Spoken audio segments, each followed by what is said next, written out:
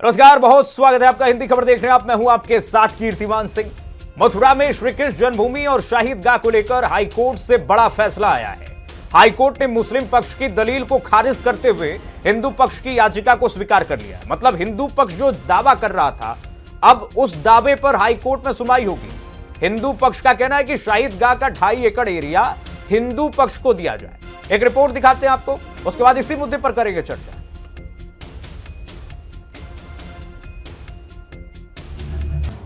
पोषणीयता के बिंदु पे कोर्ट ने स्वीकार किया है वाद, और कहा है कि वाद पोषणीय है। सारे के सारे 18 वाद पोषणीय है, और अब ये सीपी के हिसाब से इसके ट्रायल होगा, और सीपी से और 12 अगस्त अगली तारीख लगी है। 12 अगस्त से इलाहाबाद हाईकोर्ट के सामने ऑनरेबल सिंगल जज ऑनरेबल जस्टिस मयंक कुमार जैन के सामने शुरू होगा। मेरा अगला स्टेप ये है कि जो ऑनरेबल सुप्रीम कोर्ट ने इलाहाबाद हाईकोर्ट के सर्वे के ऑर्डर पे, एडवोकेट कमीशन के सर्वे के ऑर्डर पे स्टे लगाया है, उसके वेकेशन के मांग करेंगे।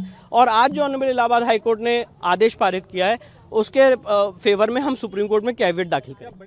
आइए अब आपको पता और विपक्षी की जो यानी कि मुस्लिम पक्ष की 7/11 की जो एप्लीकेशनें थी, उसमें ये प्ली ली थी उन्होंने कि हमारा सूट जो है, जो मुस्लिम हिंदू पक्ष का सूट है श्री कृष्ण जन्मभूमि का, वो 5 पॉइंटों से बार्ड है। उसमें सबसे पहला पॉइंट था लिमिटेशन एक्ट से बार्ड है, दूसरा पॉइंट था प्लेस ऑफ वर्शिप एक्ट से बार्ड है, तीसरा वक्फ एक्ट से बार्ड के प्रावधानों से बार्ड है, चौथा ऑर्डर 23 रूल 3 सीपीसी के प्रावधानों से बार्ड है, और सबसे आखिरी जो उन्होंने प्ली ली थी वो स्पेसिफिकली फैक्ट्स के प्रावधानों से बार्ड है। तो कोर्ट ने आज 2 बजे वही फैसला डिलीवर किया है।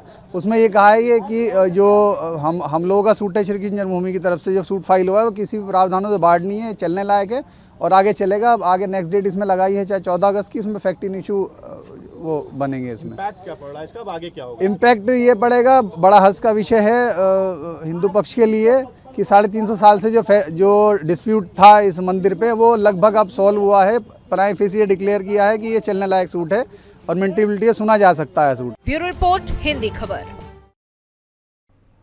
और चलिए इसी मुद्दे पर करते हैं चर्चा कि आखिरकार किसको बड़ा झटका लगा है। हमारे साथ पैनल है आशुतोष पांडे, मुख्यवादी श्री कृष्ण जन्मभूमि बनाम शाही मस्जिद ईदगाह के हैं।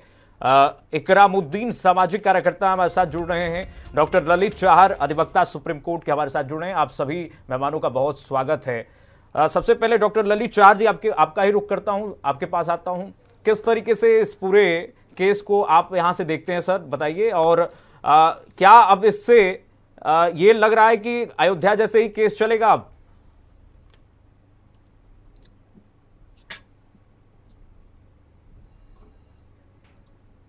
ललित जी, आपको आवाज मिल पा रही है मेरी? जी आ रही है आपकी आवाज। अब मेरा सवाल यही था सर कि ये पूरा केस जो है, क्या आप लग रहा है कि अयोध्या जैसे पूरा केस सुना जाएगा? इलाहाबाद हाई कोर्ट ने जो स्पष्ट कर दिया है, रुक कर दिया है।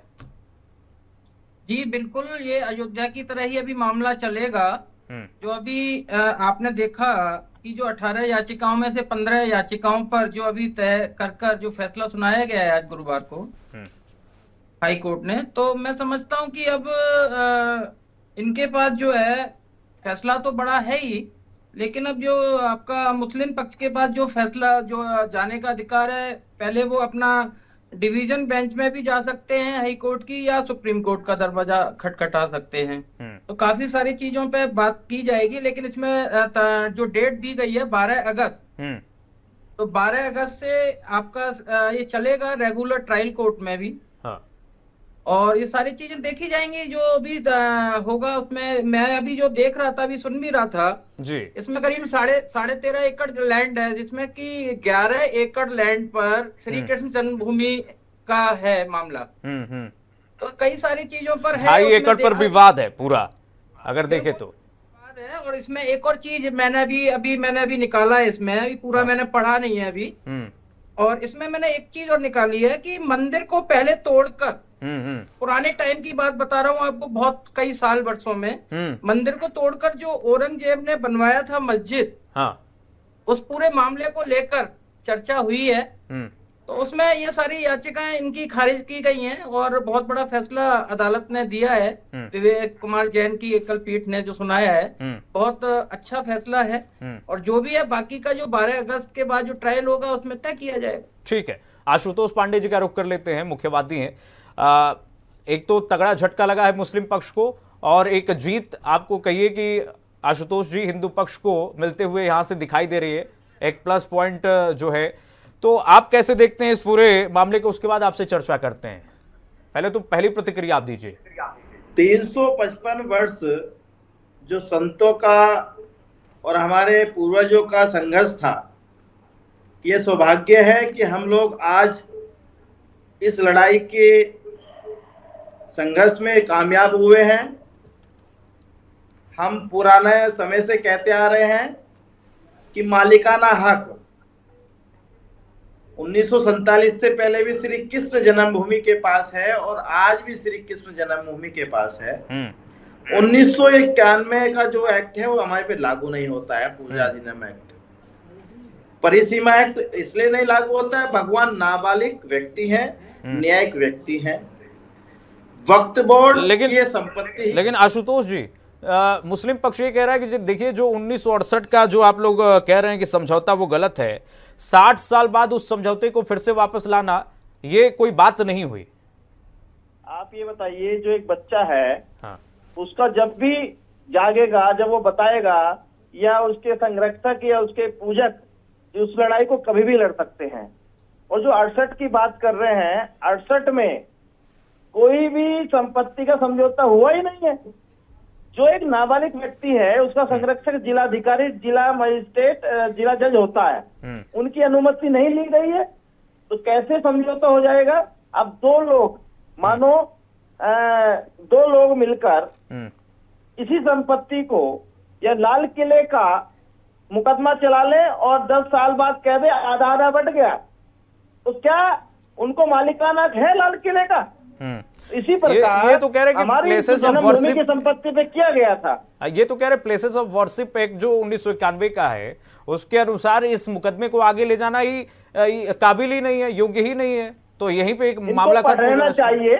1991 में जो कानून है उसमें साफ साफ लिखा है कि जो 1947 में जो मालिक है, जिसमें मालिकाना हक है, वो वही रहेगा। तो हम साफ साफ कह रहे हैं, हम आज भी कह रहे हैं, कल भी कह रहे थे, न्यायालय ने भी कहा है और न्यायालय ने इस बात को माना है। इनकी प्रार्थना पर इसलिए खारिज किया है, इनके पास एक भी साक्ष्य नहीं मिला मालिकाना हक का। 1947 से पहले भी खसरे में, खतौनी में, नगर निगम में, टंकी के बिल में, बिजली के बिल में श्री कृष्ण जन्मभूमि ही मालिक है और आज भी मालिक है। तो कैसे 1991 में लागू होता है? 1991 में क्या है कि जो 47 में मालिक रहेगा उस पे वो संपत्ति रहेगी। तो सीधा सीधा इनके ऊपर बिजली का मुकदमा दर्ज मैंने कराया, हमारी ट्रस्ट ने कराया, क्योंकि इनके पास कोई मालिकाना हक नहीं है। आज जो माननीय न्यायालय ने इनकी प्रार्थना पत्र को खारिज किया है, ये कानूनी रूप से बिल्कुल सही किया है और हम इसका स्वागत करते हैं। और हम खुशी तो मनाने की बात है, परंतु हम ये कहते हैं कि औरंगजेब जो था उसने हिंदू मुस्लिम को लड़ाने के लिए यह काम किया था, ये मंदिरों तोड़ा गया था ताकि आने वाली पीढ़ी, आज की पीढ़ी इसको लड़े, कटे, मरे। पर आज की पीढ़ी होशियार हो चुकी है, ऐसा नहीं है और न्यायालय पे विश्वास है। और मैं तो मुस्लिम भाइयों से भी कहता हूँ कि आपको इस फैसले का स्वागत करना चाहिए और अब हमारा सहयोग करना चाहिए। न्यायालय पे विश्वास है, हिंदू पक्ष को तो न्यायालय पे विश्वास है। इकरामुद्दीन जी, मुस्लिम पक्ष को न्यायालय पे विश्वास है क्या? क्योंकि देखिए आज तो बड़ा तगड़ा झटका लग गया है मुस्लिम पक्ष को। नहीं, कोई झटका नहीं लगा है। हाँ। और मुसलमान किसी झटके से डरता नहीं है। हाँ। लेकिन मैं बता देना चाहता हूँ कि जो कोर्ट ने जो आदेश दिए हैं वो ये नहीं दिए कि हम मुसलमान पक्ष को नहीं सुनेंगे, मुसलमान को पक्ष भी सुना जाएगा। और हमारे पास और भी रास्ते, सुप्रीम कोर्ट भी है और काफी चीजें हैं। अभी आपने 1968 की बात करी और 91 की भी बात करी है। मैं बाबा जी जो बैठे हैं सामने, मैं उनको कहना चाहता हूँ, देखिए 1992 में जिस तरीके से मस्जिद को आपने लिया है, मस्जिद को तोड़ा गया था। लेकिन इकरामुद्दीन भाई, लेकिन ये बात तो तय है ना आपकी, अब इलाहाबाद हाईकोर्ट इस मामले को सुनेगा। आप लोग तो कह रहे थे ये तो काबिल ही नहीं है सुनने के, यहाँ से तो एक रास्ता हिंदू पक्ष को मिल गया ना। नहीं, आज 1992 का जो फैसला आया था राम मंदिर का, बाबरी मस्जिद का, वो फैसला आया था आज तक की बुनियाद पर। तो क्या मुसलमानों की आस्था नहीं है? क्या सिर्फ हिंदू धर्म की आस्था है? अभी जो ये मथुरा की जो शाही इमाम है, नहीं, आस्था तो है, मुसलमानों की भी आस्था है, लेकिन जो 2.5 एकड़ वाला जो पूरा मामला है, हिंदू पक्ष कह रहा है भाई गर्भगृह है, भगवान कृष्ण का गर्भगृह वही है। तो आप लोग स्वेच्छा से जब कहा जा रहा है कि आप लोग स्वेच्छा से ये तय कर लीजिए आपस में कि भाई वो गर्भगृह है श्री कृष्ण भगवान का, उसको छोड़ दीजिए, कहीं और जाके बस जाइए। देखिए जी, हम एक मस्जिद को खो चुके हैं, अब दूसरी मस्जिद को नहीं खोएंगे। नहीं, ये तो विवादित हो जाएगा। देखिए ये तो विवादित हो जाएगा इकरामुद्दीन भाई। देखिए अभी कोर्ट में है मामला, नहीं ये विवादित हो जाएगा ये बयान आप जो बोल रहे हैं, एक मस्जिद हमने खो दिया है। बिल्कुल खो दिया है हमने, और हम आने वाली अरे सुप्रीम कोर्ट ने साफ साफ कहा है, आपने खोया कहाँ? बिल्कुल खोया है, हम बिल्कुल खोए हैं। असदुद्दीन ओवैसी जैसे आप बयान दे रहे हैं इस वक्त। बिल्कुल, असदुद्दीन साहब मेरे लीडर है, बिल्कुल मैं उनको नेता मानता हूँ, उनको वो हमारे हक की बात करते हैं। कानूनी लड़ाई चल रही है, इस तरह के बयान कैसे शोभा देता है इकरामुद्दीन भाई? कानून की जो प्रक्रिया है वो काफी लंबी है, अभी कई साल लगेंगे। तो क्या कानून को नहीं मानेंगे? बिल्कुल मानते हैं ना, कानून को मानते हैं, जब तो बाबरी मस्जिद। तो ये कैसा बयान है कि एक मस्जिद खो दिए, दूसरा मस्जिद हम नहीं खोने देंगे? बिल्कुल नहीं खोएंगे, सुबह क़यामत तक मस्जिद थी है, तो क्या करेंगे? रहेगी। बिल्कुल क्या करेंगे? कानून पे भरोसा नहीं है आपको? बिल्कुल कानून पे भरोसा है, मैं कानून के दायरे में ही बात कर रहा हूँ। वहाँ मस्जिद थी, है और रहेगी, हम आने वाली नस्ल को बताएंगे। बिल्कुल बाबरी मस्जिद भी थी और शाही इमाम मस्जिद भी है, आप भी देख रहे हैं और हम भी देख रहे हैं किस तरीके को हिंदुस्तान को कमजोर करने की राजनीति की जा रही है, किस तरीके से मुसलमान को। अच्छा, मस्जिद थी वहाँ पे मस्जिद थी, तो सवाल हिंदू पक्ष यही कर रहा है कि साल में 2 ही बार क्यों वहाँ पे नमाज होता है? आप लोग नमाज 2 ही बार क्यों होता है वहाँ पर साल में? इसका जवाब है आपके पास? ऐसा नहीं है, मस्जिद में तो 5 टाइम की नमाज होती है शुक्रवार को। देखिए बिल्कुल होती है मस्जिद, अभी जैसे कि ये मस्जिद और मंदिर दोनों पास में है, और ये हिंदुस्तान की खूबसूरती है, हिंदुस्तान का भाईचारा है, इसको बीजेपी खत्म करना चाहती है। बीजेपी नहीं बनाने के चक्कर में ये सब इकरामुद्दीन भाई, बीजेपी नहीं, हिंदू पक्ष कह रहा है देखिए तोड़ कर बनाया गया है और साजिशन बनाया गया है ताकि हिंदुओं को परेशान किया जाए। यही हाल बनारस में भी हुआ, वाराणसी में, अयोध्या में भी यही हुआ है, मथुरा में भी यही हुआ है। देखिए हिंदू पक्ष जो है, जो आरएसएस है और शिवसेना है, जो भी है XYZ, जो भी इनकी संस्था है, ये आरएस के गुंडों को मजबूत करना चाहती है इस तरीके की चीजें करके। देखिए आप अभी कानून ये नहीं कहा कि वहाँ मस्जिद थी या मंदिर था या जो भी था, ऐसा कोई फैसला नहीं आया है। मुसलमान के पक्ष को भी सुना जाएगा, आगे बात भी की जाएगा, सुप्रीम कोर्ट का दरवाजा भी खटखटाएंगे। सुप्रीम कोर्ट का दरवाजा तो आप खटखटाएंगे, लेकिन आपने जो एक बात कही कि हम एक और मस्जिद नहीं खोने देंगे, कानूनी रूप से जाइए भैया, इस तरीके से बयान देने से नहीं होगा। ये विवादित बयान है, बहुत विवादित बयान है, अशोभनीय है, अमर्यादित है और असंवैधानिक भी है। नाजिम खान हमारे साथ जुड़ गए हैं, इस्लामिक स्कॉलर है। नाजिम भाई कैसे देखते हैं इस पूरे मामले को आप, और ये जो आज फैसला आया है?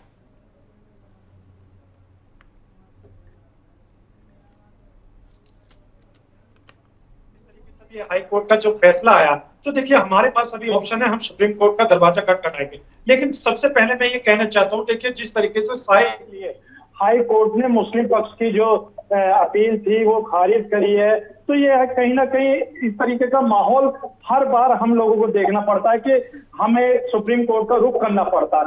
तो हम देखिए हर कोर्ट का सम्मान करते हैं, जिस तरीके से निचली अदालत का फैसला आता है तो हम हाई कोर्ट जाते हैं, हाई कोर्ट के बाद हम सुप्रीम कोर्ट जाते हैं। तो देखिए हमें कहीं ना कहीं इस तरीके का लगता है कि हमें कहीं ना कहीं सुना जाएगा, हमारी बात को रखी जाएगी कोर्ट के अंदर, और कोर्ट के जो जज हैं, माननीय जज, वो हमारी बात को प्यार से सुनेंगे और हमारी जो दलील है उन दलीलों पे फैसला रखेंगे। लेकिन जिस तरीके से अभी हाई कोर्ट ने कहा है कि मुस्लिम पक्ष की जो अपील है वो सुनने लायक नहीं है, तो देखिए मैं ये कहता हूँ कि फिर भी हमें कानून पे विश्वास है। हम नहीं, हाईकोर्ट ने ये नहीं कहा। हाईकोर्ट ने कहा कि भैया कि देखिए जितने भी वाद हैं वो पोषणीय हैं, हिंदू पक्ष के जो 18 वाद हैं वो एक साथ सुने जाएंगे।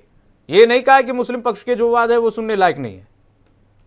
हाँ देखिए सर, मैं बार बार इसी बात को कर रहा हूँ। तो देखिए हम कोर्ट पे विश्वास रखते हैं, हम संवैधानिक लोग हैं, संविधान को मानने वाले। तो देखिए जिस तरीके से बाबरी मस्जिद का जो फैसला आया था पूरी दुनिया ने देखा था। सर मैं बाबरी मस्जिद पे आ रहा हूँ आपकी। बाबरी मस्जिद का जो फैसला आया था पूरी दुनिया ने देखा और भारत के मुसलमान ने स्वीकार करा, क्योंकि हम लोग संवैधानिक लोग हैं, संविधान को मानने वाले। लेकिन सुप्रीम कोर्ट का फैसला आने से पहले कुछ तथाकथित लोग क्या कह रहे थे बार बार कि सुप्रीम कोर्ट का फैसला कुछ भी है, मंदिर वहीं बनाएंगे। लेकिन भारत का मुसलमान सिर्फ और सिर्फ ये कह रहा था जो सुप्रीम कोर्ट का फैसला होगा वो हमारे लिए सर्वमान्य है, क्योंकि हमारी आस्था सुप्रीम कोर्ट में है और देखिए हम बार बार सुप्रीम कोर्ट जाएंगे क्योंकि हमें लगता है कि कहीं ना कहीं सुप्रीम कोर्ट हमें सुनेगा। अब बाकी जो अभी हाई कोर्ट का फैसला है और उसमें तो सिर्फ मैं ये कहना चाहूंगा, देखिए अभी कोर्ट के अधीन चल रहा है कि और जिस तरीके से हमारी अपील को खारिज करा गया है और हिंदू पक्ष के लिए 18 के 18 उनके जो पक्ष थे वो उनके लिए कहा गया है कि सुनवाई होगी, तो हम फिर भी हाई कोर्ट में अपनी अपील लगाएंगे और कहेंगे कि जैसे आप हिंदू पक्ष के 18 चीजें सुन रहे तो हमारी भी बात को आप सुने, नजरअंदाज न करें। देखिए हम फिर भी कोर्ट पे पूर्ण विश्वास करते हुए कोर्ट को ये अवगत कराएंगे कि ये देखिए शाही ईदगाह हमारी अपनी धरोहर है। ये जिस तरीके से बाबरी मस्जिद के बारे में बात आती है कि बाबरी मस्जिद के नाजिम भाई एक सवाल के जवाब दे दीजिए जरा। आप कह रहे हैं कि संविधान पर विश्वास है और हमारी ही वो है 2.5 एकड़ की जो जमीन है वो शाही ईदगाह की है। जरा ये इस बात का आपके पास जवाब है कि क्या जमीन का स्वामित्व किसके पास है? उस पूरे 13.5 एकड़ का जो जमीन है उसका स्वामित्व किसके पास है? Record, on the record. हाँ देखिए, अगर मैं इस बात पे जाऊंगा तो फिर मुझे आ रहे हैं ललित सर, आ रहे हैं। हाँ सर, अगर देखिए अगर आप ये कहेंगे कि मथुरा के शाही ईदगाह के पेपर किसके पास है तो मैं फिर बाबरी मस्जिद पर जाना चाहूंगा। बाबरी मस्जिद वाली बात ही नहीं हो रही है। सुन तो लीजिए। बाबरी मस्जिद पे इसलिए जाना चाहूंगा क्योंकि बाबरी के पेपर पे सब बता रही थी बाबरी कि बार चीख के हाँ मैं बाबरी मस्जिद हूँ, लेकिन देखिए फिर भी सुप्रीम कोर्ट मैं जो सवाल पूछ रहा हूँ उसका जवाब दीजिए नाजिम भाई। हाँ देखिए, मैंने तो देखिए आपको बता दिया। आप हिंदू पक्ष अगर ये कहता है कि हाँ देखिए हमने जमीन खरीदी थी ब्रिटिश हुकूमत से तो यहाँ पर हमारा अपना मालकीना हक है, तो मैं ये कह देता हूँ तो इनको फिर वही बात, ठीक है, फिर वही बात कर रहे हैं, ठाक के 3 बात। ठीक है नाजिम भाई, ठीक है, आऊंगा आपके पास। ललित जी आप कुछ कहना चाहते हैं? कीर्तिमान जी, मैं आपको बताना चाहता हूँ, बार बार मुझे ऐसा महसूस हो रहा है कि इस डिबेट में गुमराह करने की कोशिश की जा रही है। कभी आरएसएस को बनाया जाता है निशाना, कभी बीजेपी को बनाया जाता है। बात आ रही है यहाँ कोर्ट में खारिज कर दिया, कोर्ट ने जो है मुस्लिम पक्ष की अर्जियों को खारिज कर दिया। और मैं आपको बताना चाहता हूँ कि श्री कृष्ण जन्मभूमि की जो भूमि शाही ईदगाह मस्जिद के अवैध कब्जे को हटाने की मांग को लेकर सिविल वादों की पोषणीयता पर गुरुवार को आज जो आप ऐतिहासिक फैसला सुनाया है न्यायमूर्ति मयंक कुमार जैन जी ने, बहुत सुंदर फैसला है। और उसमें इन्होंने कहा कि 13.5 एकड़ में, तो आपने क्वेश्चन अभी इनसे पूछा कि 13.5 एकड़ जमीन में किसका दावा है, वो अभी उस दावे को वहां पर अभी प्रस्तुत नहीं कर पाए। ये वही तो सवाल है। जैसा मैं आशुतोष पांडे जी को भी सुन रहा था, ना इनका खसरे में नाम है, ना खतौनी में नाम है, ना जमीनों में। जो 2.5 एकड़ पर ये लड़ाई लड़ रहे हैं, कहीं पर भी किसी की भी जमीन होती है वहां पर जाने का आपको क्या वो है? जो मैंने औरंगजेब का भी आपको अभी किस्सा सुनाया कि पहले जो था वो उनका मंदिर था, औरंगजेब ने तोड़ा। तो बहुत सारी चीजें हैं इन चीजों पर, तो ये अपना कोर्ट में दलीलें अपनी पेश करें पहले तो। इकरामुद्दीन भाई बड़ा मुस्कुरा रहे हैं, जवाब है आपके पास? ट्रायल कोर्ट होगा उसमें मालूम पड़ेगा। बात इधर यहाँ पार्टी की और वहाँ उस चीज की कहाँ आ रही है कि आरएसएस और बीजेपी की बात। ठीक है, आप ये अपनी दलीलों को वहाँ रखें, तो अभी ये रख नहीं पा रहे हैं, सही चीजें रख नहीं पा रहे हैं वहाँ। इकरामुद्दीन भाई सुन के आपकी सारी जो दलीलें हैं वो सुन के बहुत मुस्कुरा रहे हैं। आपके पास जवाब है इकरामुद्दीन भाई, किसके पास स्वामित्व है? देखिए मैं वही कहूंगा कि अभी फैसला नहीं आया है, अभी जनाब मैं सवाल क्या पूछ रहा हूँ, आप फैसले पे चले जा रहे हैं। देखिए जिस तरीके से साफ बात कर रहे हैं वो बिल्कुल बीजेपी की जुबान में बात कर रहे हैं। ऐसा लग रहा है कि टोली पत्रकार जी बैठे हैं। बस यही जो बोले आपके अनुसार जो बोले वो ठीक है, वो सेक्युलर पत्रकार हो जाता है, और जो सवाल पूछ ले उसको पता नहीं क्या क्या संज्ञा दे देते हैं आप लोग। ये बहुत गलत है आप लोगों की, ये जो मानसिकता है ना, इसको अपने तक रखिए इकरामुद्दीन भाई, अपने तक रखिए इस बात को। नहीं, देखिए जिस तरीके से अपने तक रखिए। आशुतोष पांडे जी आया है, हम आशुतोष जी जवाब तो आपके पास है नहीं। इकरामुद्दीन भाई गोलमोल घुमा रहे हैं इधर उधर। पूछना चाहता हूँ इकरामुद्दीन भाई से कि क्या आपके पूर्वज राम को नहीं मानते थे? अजी आपने राम रख दिया, अगर आपका नाम ही राम रख दिया, इकरामुद्दीन। अगर हिंदुस्तान के सभी नागरिक राम, अरे भाई आपके तो नाम में ही राम छुपा है। देखिए इकरामुद्दीन, इसका मतलब आपके पूर्वज हिंदू थे, राम तो पढ़े हुए, आपके पूर्वज हिंदू थे, और आप आरएसएस और बीजेपी की बात करते हो। आज अगर बीजेपी यदि अपनी ताकत पे चाहती तो योगी का बुलडोजर से हम धुआ देते, पर हम संविधान से चलते हैं। हम न्यायालय में इकरामुद्दीन भाई होमवर्क करके आए नहीं है, और सीख क्या है वो ऐसी जैसे क्या टेलीविजन पर जा करके जवाब देना है। एक ही रटा रटा बात बोल रहे हैं, जो सवाल पूछ रहे हैं वो उसका जवाब नहीं देंगे। हिंदू है, आपका राम छुपा है, क्यों रखा है आपने इकरामुद्दीन? बताइए। राम, एक राम का तीन, एक राम का तीन। आपके पूर्वज हिंदू थे?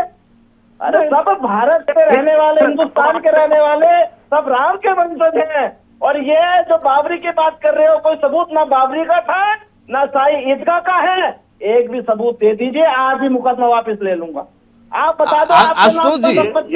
आशुतोष जी, ये मुस्लिम पक्ष कह रहा है कि देखिए वफ ट्रिब्यूनल में इसकी सुनवाई हो तो चिट भी इनकी, पट भी इनका हो जाए, वफ ट्रिब्यूनल में कह रहे हैं सुनवाई हो, और कह रहे हैं कि ये सिविल कोर्ट में ये सुनने लायक मामला ही नहीं है। न्यायालय नहीं भेजा इनको कि आप हाई कोर्ट में जाइए, पहले 7/11 की सुनवाई कराइए, और 7/11 की सुनवाई इनके अनुसार ही तो हुई है।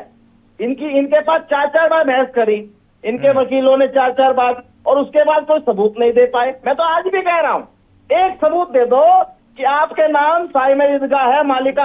यदि आपके नाम मालिक होते तो मुकदमा दर्ज क्यों होता बिजली चोरी का? 3 लाख का जुर्माना क्यों लगता भैया? अपने उनसे तनवीर अहमद से पूछो ना। आपको राजनीति किसी पार्टी की करते हो मुझे लगता है, आपको तथ्य ही नहीं पता है सारे। है जवाब, वही तो मैं कह रहा हूँ, वर्क करके इकरामुद्दीन भाई आए नहीं है और टेलीविजन पर बैठ के कह रहे हैं कि आप बीजेपी की जुबान बोल रहे हैं, सबको संज्ञा दे रहे हैं। बिल्कुल सर, देखिए सर, कहाँ से सीख के आए इकरामुद्दीन भाई ये? सर देखिए सर, मैं वो नहीं चाह रही ना, संविधान से चल रहे हैं हम लोग, हम न्यायालय में जा रहे हैं। हमसे ज्यादा संविधान कौन मानता है? जो कह दे आप संविधान मानते हैं, जो कह दे मुस्लिम सबसे बड़ा सेकुलर है, उसको आप लोग कह देंगे कि अरे भैया ये सेकुलर पत्रकार, ये अच्छा पत्रकार है। जो आपके खिलाफ थोड़ा सा कोर्ट का जो फैसला है उसके बाद सवाल पूछते, आप कह देंगे गोदी पत्रकार है। अभी तो मुकदमा चलने का फैसला आया है, अब नियम अनुसार मुकदमे की कार्रवाई चलेगी। आप सुनने की हिम्मत भी रखिएगा। आपने मेरे ठीक है, हमारे पास समय कमी है, समय की कमी है, लेकिन फिलहाल जो है अब ये साफ हो गया है कि ये पूरा केस जो है अयोध्या की तरह चलेगा। आप सभी मेहमानों का हिंदी खबर पर जुड़ने के लिए बहुत धन्यवाद, बहुत शुक्रिया। और पूरा केस जो है अब एक तरीके से मुस्लिम पक्ष को जो झटका लगा है, और हाईकोर्ट ने कह दिया कि देखिए 18 वाद जो है पोषणीय है, तो पूरा स्पष्ट हो गया है कि ये पूरा केस अयोध्या की तरह ही चलेगा, यानी कि अब हिंदू पक्ष को एक एज मिलते हुए दिखाई दे रही है। चलो फिलहाल के लिए बस इतना ही, खबरें लगातार जारी है, देखते रहिए हिंदी खबर।